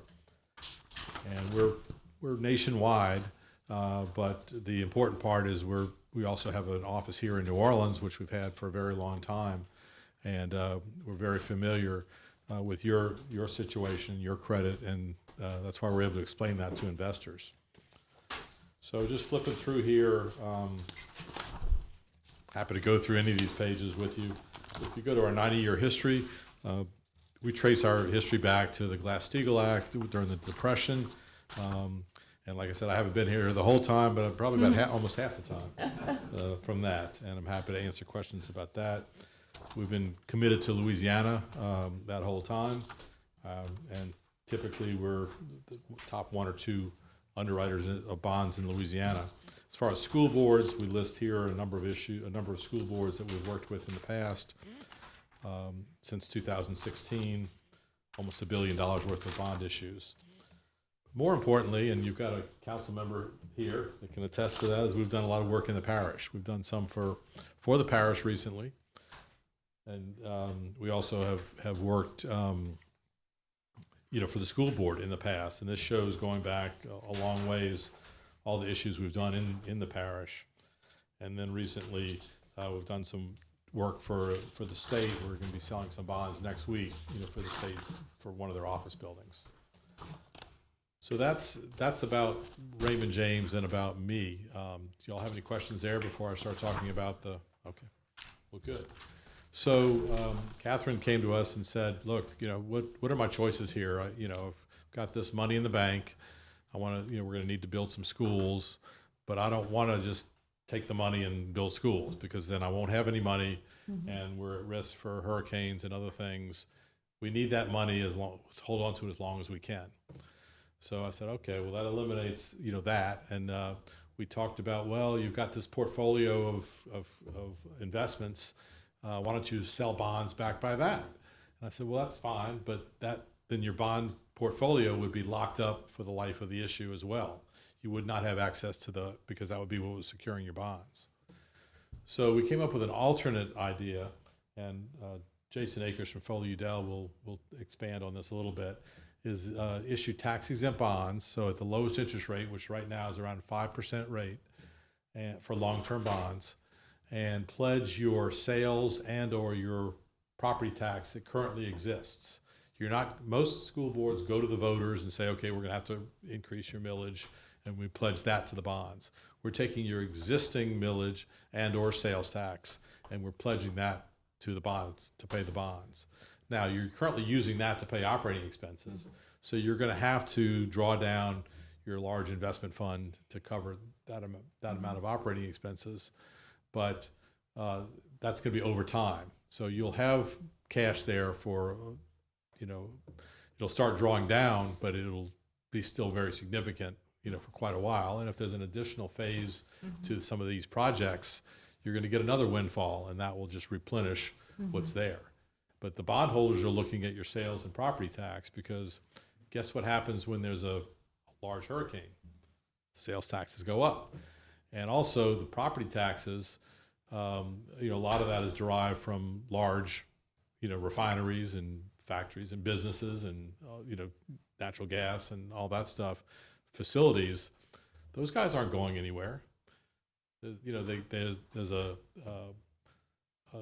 have too much invested here. So from a property tax standpoint, there's a lot of stability that most people question.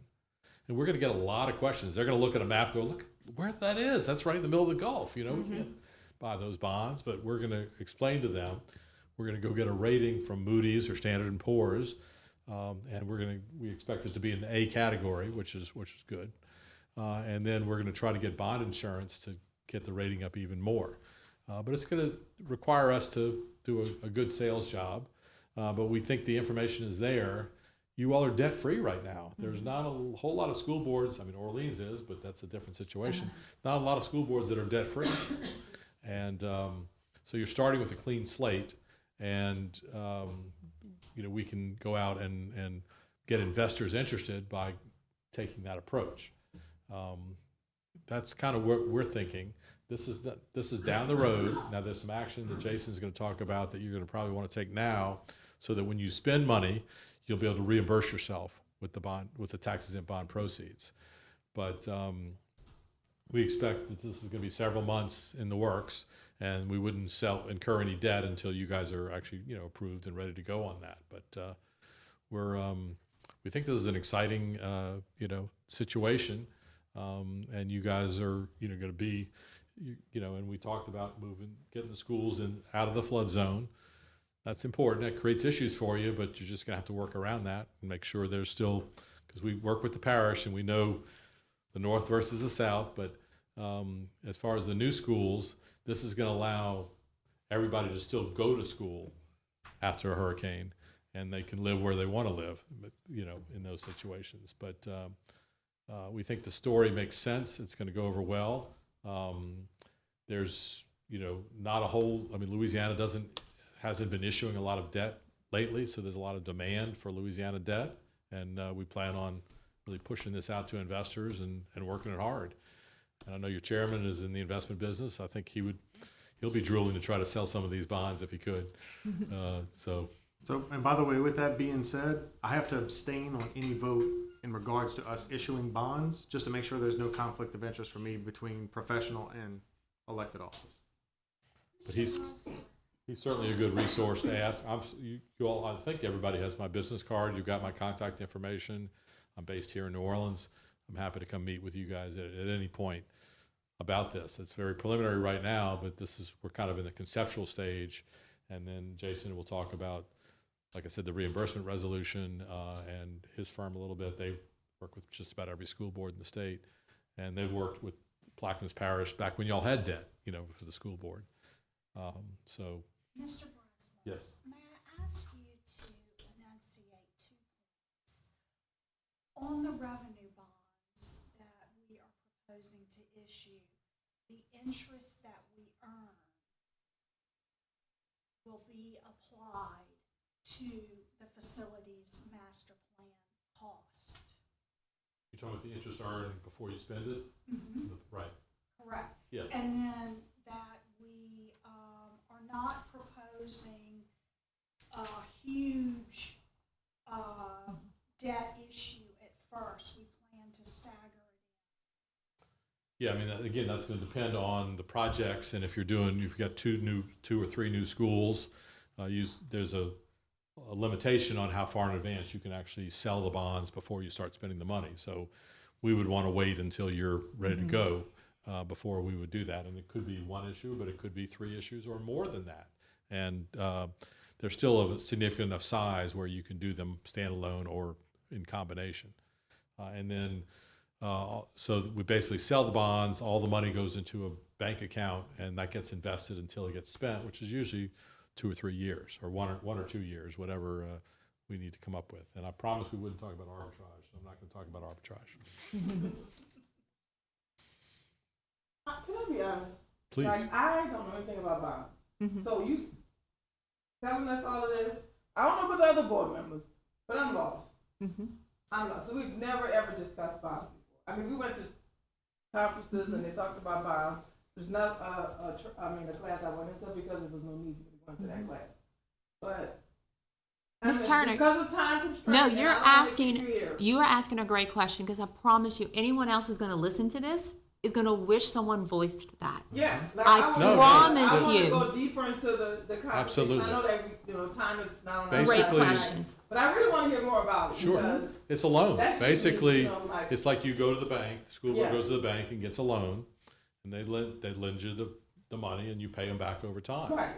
It's the same thing, except we're talking about tax exempt bonds because you're a local government agency. So the investor doesn't have to pay tax on the interest. So he'll accept a lower rate because of being tax-free. Banks typically don't buy these large issues of tax exempt bonds. We're selling them to lots of other types of individuals and institutions that want the tax exemption, and they'll accept a lower rate for that.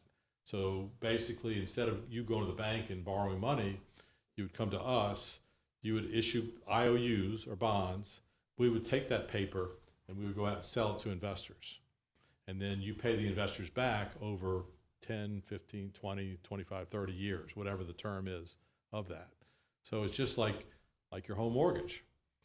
You go to the mortgage company and you buy a house, and you get the mortgage, you own the house, and then you pay it off over time.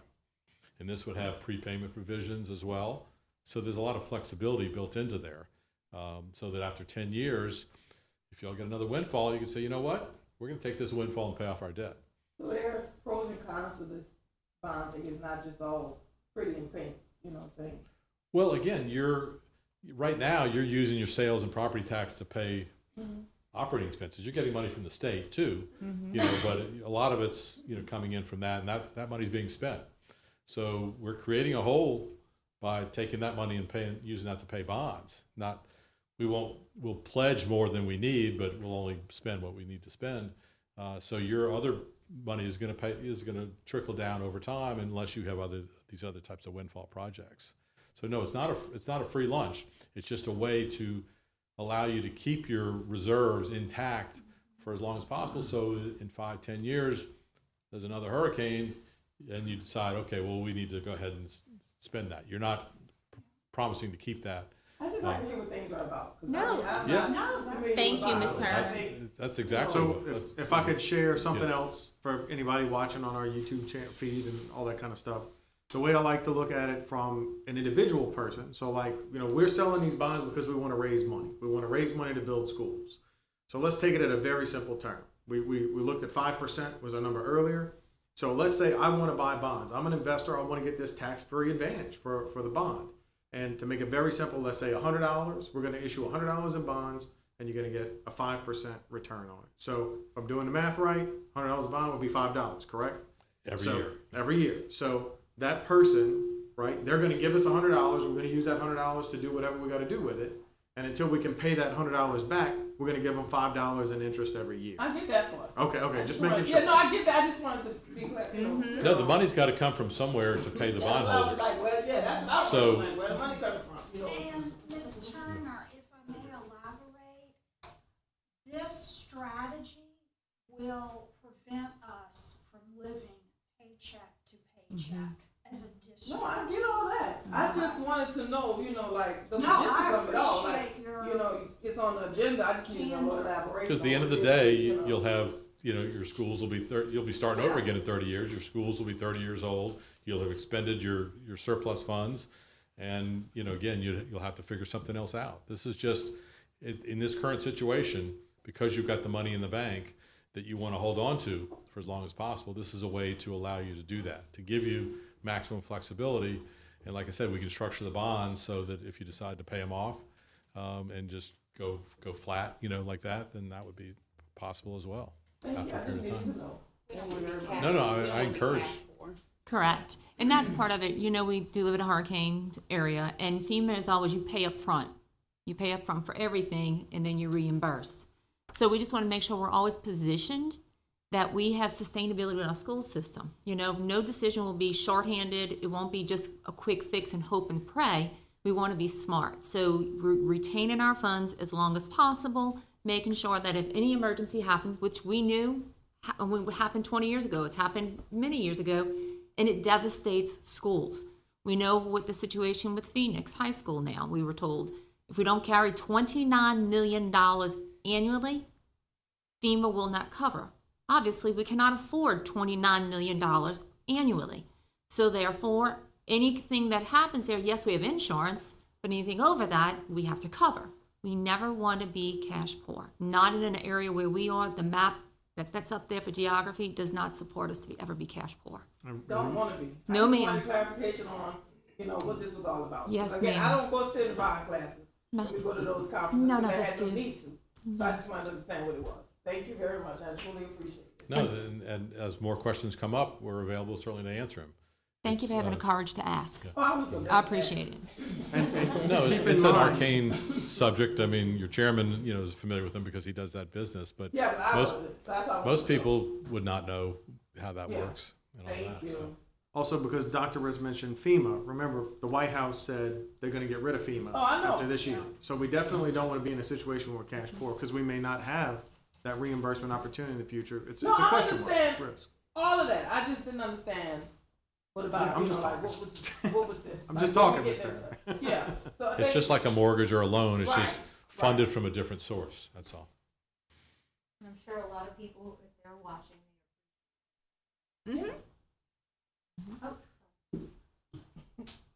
Okay, board members, any other questions? All right. Ms. Phelan, Mr. Lee, anything else? Not as long as the board has no further questions or comments. Okay. All right, since we are here in a committee meeting and it's not a full board meeting, if I refer back to my agenda, this item is looking for discussion and/or action. We've had discussion, so now I'll ask if there is any action in regards to a recommendation for approval of this. I want to clarify that on our agenda. It doesn't say recommendation because we are making a recommendation as the committee of the board to go to our full board meeting here. So that's what any motion should be. Do I hear a motion? I'd like to make a motion. I'll second. Okay, any further discussion after hearing a motion and second motion by Ms. Arbro, second by Ms. Lindner? Any further discussion on the motion to recommend the approval of the bond financing before us today? Administration? Audience? Okay, as I stated before, I'll be abstaining on this issue, but this vote, of course, will be for the rest of y'all. Let's call it to question. All board members in favor of approving this recommendation, please say aye. Aye. All opposed? Motion carries with a 6-0-2-1? 6-0-2-1 or 6-0-1-2? 4, 5, 6, 6. With one abstention. 2-1. 6-0, 6. but we have two absent. 6 2-1. 6-0. absence. But it'd be a 0, Zero because there's for no there's no votes. Right, no, No no, names. No, but you have to abstain. one abstain, which is the one. Yeah. Okay. So 6-0. 6-0-2-1. Okay. All right, thank you, Ms. Phelan, appreciate that. Let's move on then to item number 4, which is discussion and/or action in regard to approval of the facilities master plan reimbursement and retention resolution. Ms. Catherine Phelan, CFO, and Jason Akers, bond counsel and managing partner, Foley and Jadell, I hope I'm saying that right, LLP, attorneys at law. Foley and Udell is a preeminent law firm as far as issuing bonds, ad valorem, millages, etc. And I have worked with them in the past at another school board. Jason and I have spoken on the phone several times through the years, and he has an exciting resolution that will allow us to recoup a lot of the cost that will go into the facilities master plan, such as appraisals, legal counsel, things of this nature. So having said that, I will turn it over to Mr. Akers.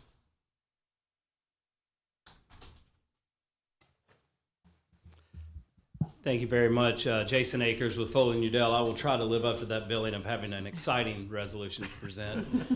It's the first time I've heard it described that way.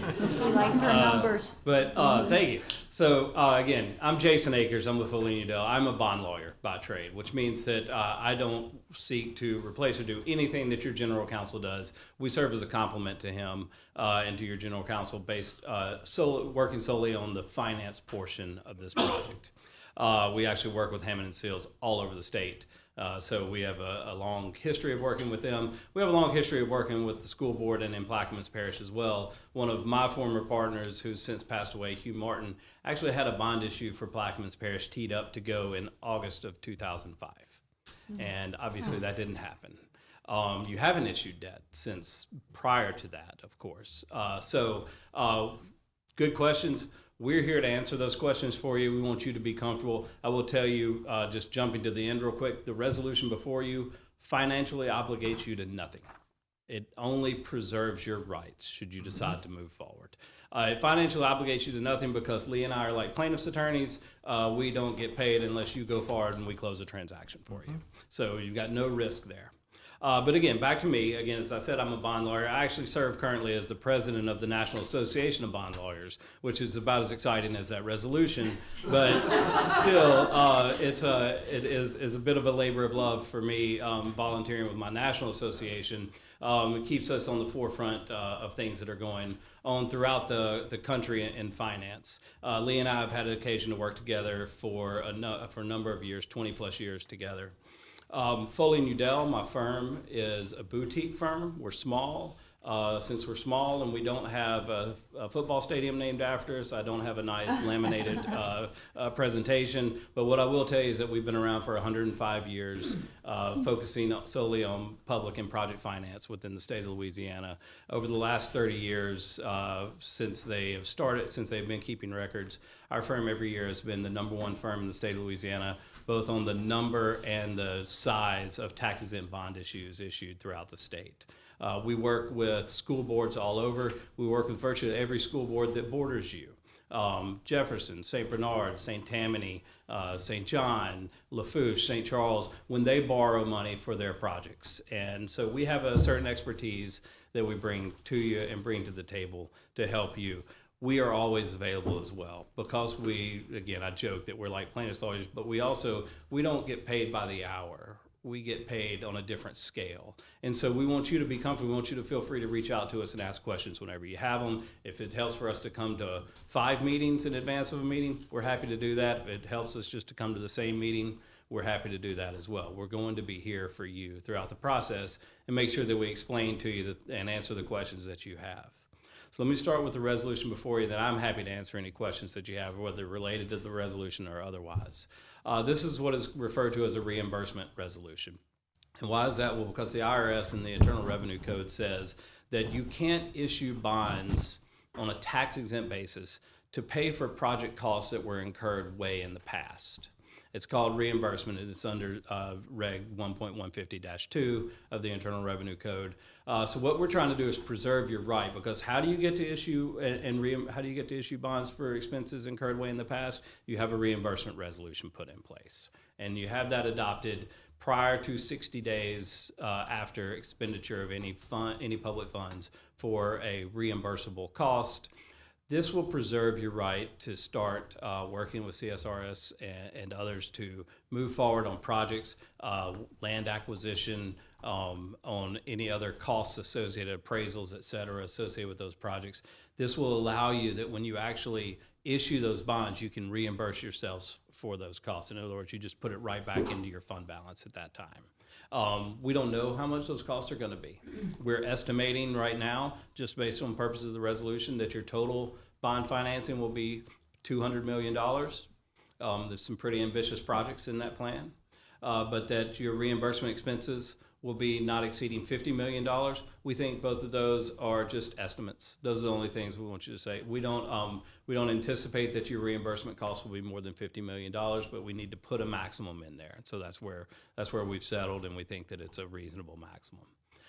Second part of the resolution is a retention of us as bond counsel and a retention of Lee's firm as underwriter. And the reason for that, as Lee mentioned earlier, there are rules about when you can issue bonds and when you have to spend funds, and this is a multi-year project that you have before you. So we need to be able to work on your behalf along with CSRS and with your administration to be able to really focus on what is the proper sizing for each issue of bonds. When is the proper timing for each issue of bonds? What you don't want to do is go out and issue bonds and then not spend the money for 12 months, because then you're paying interest on that money unnecessarily.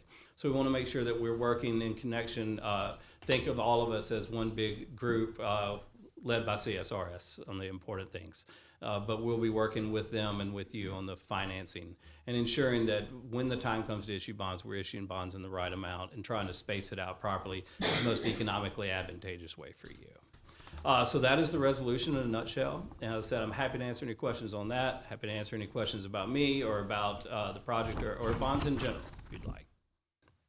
Is there anything that I didn't cover? Okay, thank you. All right. Oh, okay. You want to go ahead with a motion? Can we go ahead with a motion to start discussion? Do I hear a motion to approve the resolution to recommend to the full board to approve the resolution that's in front of us? I'll make a motion. Thank you, Ms. Sauer. Do I hear a second? I'll second. Thank you, Ms. Shelley. All right. I'm sorry, Ms. Leonard, now go ahead. Okay. I forgot my question. Oh. Let me think. Okay, so I do remember. So when we purchase a bond, what is the extent of the time that it has to be paid back? Like how long? So let me actually kind of rephrase, let me correct the phraseology real quick, because you won't actually purchase the bonds. That's what Lee's firm I'm does. sorry. You will actually issue, Right. the term of art That's is what I meant. issue the bonds. And how long is the repayment? That's really, that's not something that is prescribed by law. It's not something that is prescribed. It's really more a function of the projects. And for long-term capital improvements like new schools, anything from 20 to 30 years is very normal. But I think what we would want to do is work to let you or let Lee's team run scenarios and analysis and see what that annual cost is, and then work with Catherine and the administration to ensure that it's what you deem as and see to be affordable. Ms. Leonard, were you also asking when we would have to start paying the interest on the bonds that we sold? Yes.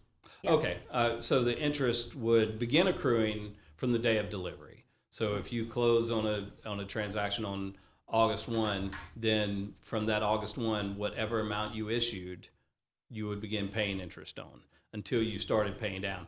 We don't do drawdowns or construction financing in our world because there's a whole lot of uncertainty that goes with that. So if this were a commercial project, you would just, every time you needed an advance from the bank, you would take your construction draw request to the bank, and the bank would advance you funds, and then you would only begin paying interest on that amount as it comes, as you needed it. That interjects a whole lot of uncertainty for you. Number one, you don't want somebody having to sign off on your requisitions. That's what CSRS or whomever the project managers are going forward. That's their job. You don't need another overseer to that. And then number two, when that happens, when you do it that way, one, there's a whole lot of uncertainty as to interest rates, because you don't know how long the projects are actually going to take. So you would, in that interim, be subject to interest rate fluctuations between the time you started the drawdown process and the time that you completed it and locked in the permanent financing. So while it's a possibility, very few of our clients really ever want to take that risk on. And I think Lee probably wants to add. So when we get issued the bond, when we issue for the bonds, we have to be ready to go on whatever we're doing, because we don't want it to be like 18 months later and we're still not doing anything. Exactly right. Because then you're paying interest Yes. for something you're not doing. Exactly right. It is going to take you 18 or 24 months to complete the project, but while the money's sitting there, you can invest it, and now it's short-term investments versus long-term debt, but it's taxable investments. So sometimes you can earn positive arbitrage if you spend the money fast enough. That was gonna be my question. Yes. And That was the then as far as exciting the, Yeah, that was the Ja- exciting Gotcha. part. back to your other question, what Jason was saying was that if all you're doing is borrowing money and painting buildings, that only lasts a few years. You can only have short-term bonds. But if you're building bricks and mortar, then you legally can go long-term. You don't have to go long-term.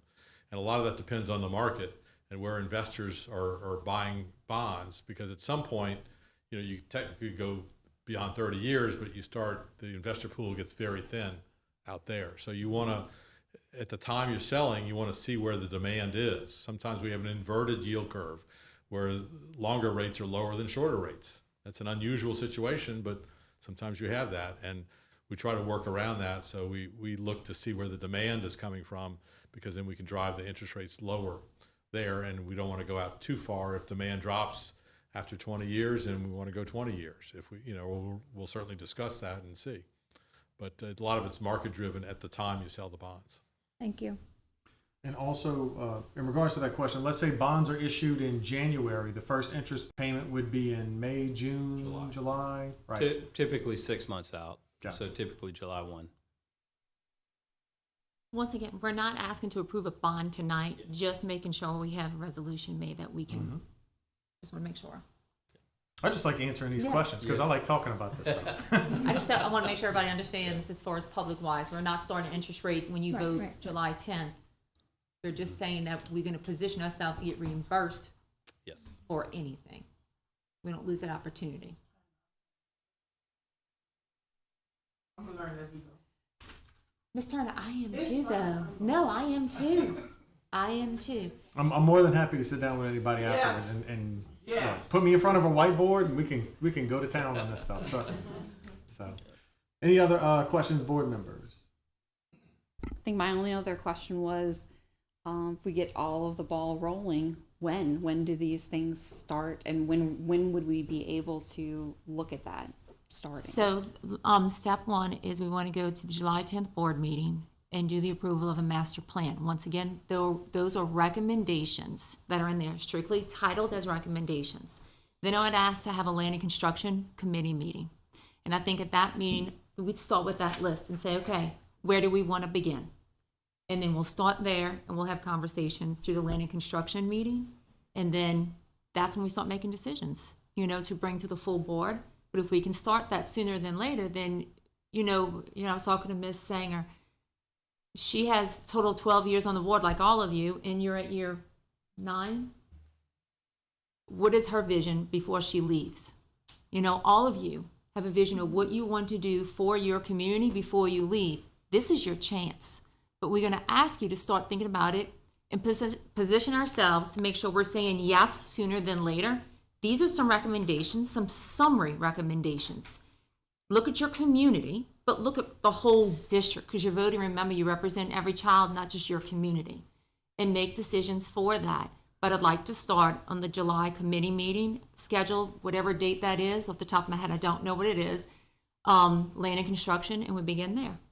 And then we can have a training on bonds so that we can understand. I will how love it to works. schedule that. So that way, Absolutely. I need a book for, bond numbers. So that- stay awake.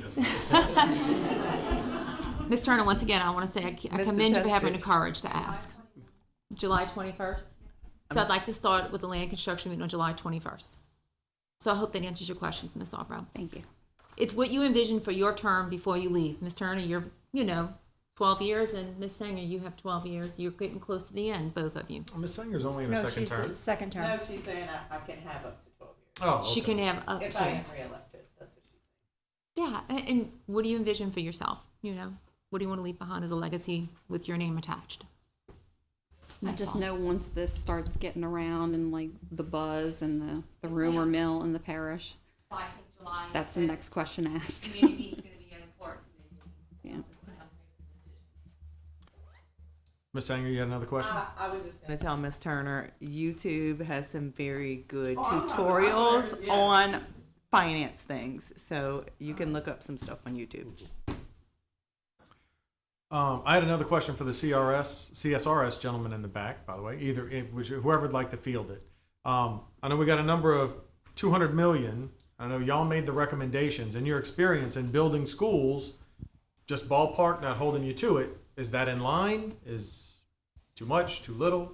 Well, in Zachary, Foley New Deal actually did all of our bonds in Zachary, 2004, 2006, 2008, 2010. They were all 20-year bonds. The first school I built was Copper Mill Elementary, and it was $300 a square foot, which was a little above the norm then, but that was 2005. So we're good ways down the road. So Ed could probably answer what's better nowadays. I can tell you what happened then. So we were seeing a cost in DFW of up to $600. And we're dealing with two, both on the higher ed front and the K-12 front. We're going to work for Dallas College and Dallas Independent School District, both of which planned their bonds prior to the pandemic. So those projects were planned in 2018, 2019. They didn't get the jump start, and now they're faced with at that time, the cost was maybe $450, $500. Now it's over $600.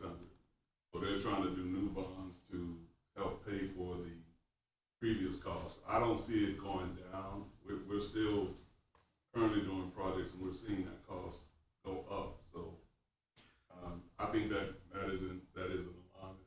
Okay, so $200 million, $500 a square foot. Got my calculator out. That's 400,000 square feet. Is that about the amount of facilities that we'll need based on projections with demographics and whatnot? I don't know our current square footage right offhand for what we have. Yeah, I'd like us to be able to give that to you a little more precisely. Okay, To run exactly those numbers. sure. We could do that pretty quick. Thank you, Bill. Mr. President, if I can just point out very quickly that the resolution purposefully says that amount is not currently reasonably expected to exceed. So you're not really held to 200,000. The 50 million is, I'm sorry, not really held to 200 million. The 50 million is much more of a limitation for reimbursement purposes, but we don't expect that under any scenario would you be spending 50 million of your own funds prior to issuing a series of bonds that you could use to reimburse yourself. Okay. So we have flexibility to move that 200 up and back as you see necessary. Excellent. Thank you. Sure. All right. Anyone else? Board members? Ms. Phelan, do you know the numbers right off the top of your head? What we're looking at and as the return on the investments that we're making into the LAMP account? Because that's not one-time money. The LAMP account is just rolling constantly. Right. I have to say, Miss Arbor, that I haven't looked at that in about a month. However, I do expect that Mr. Bresler can answer your question specifically on the bond yield.